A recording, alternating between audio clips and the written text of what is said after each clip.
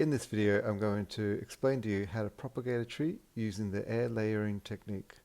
So to do this, you're going to need the following items: some peat moss, aluminium foil, Ziploc bag, zip ties, secateurs or a knife, some duct tape, and some water. So first step is to fill the Ziploc bag up with some peat moss. Once the Ziploc bag is full, fill it up with water and allow the bag to sit overnight just to give the peat moss enough time to absorb all the water.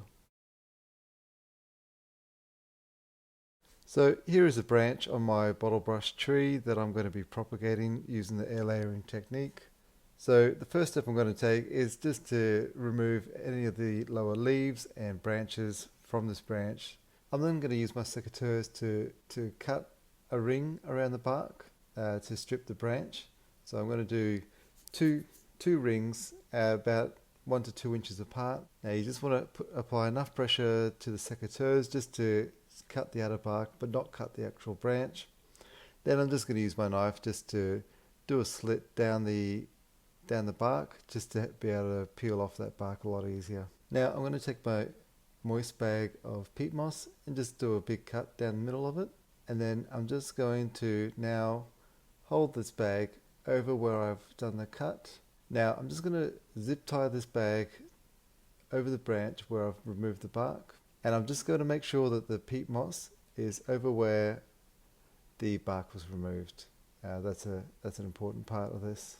So now I'm just going to wrap some alfoil around the outside of the bag. Now this is just to protect the bag from heat and to prevent the peat moss from drying out too quickly and to retain any moisture that it gets within it. So once I've wrapped on the alfoil, I'm going to wrap some duct tape around it just to properly seal in any moisture into the bag and just add another layer of protection to the bag of peat moss just to make sure that moisture is being held within the bag.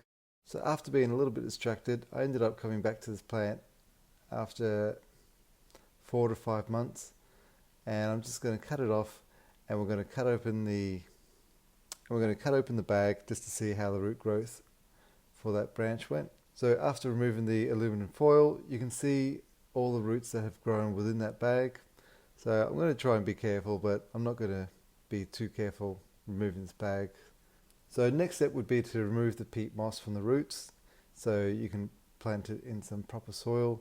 It would be best to soak this first. I sort of just went in and started trying to remove it by hand, but in hindsight, soaking the roots in soil would have helped remove that peat moss with less roots being ripped off.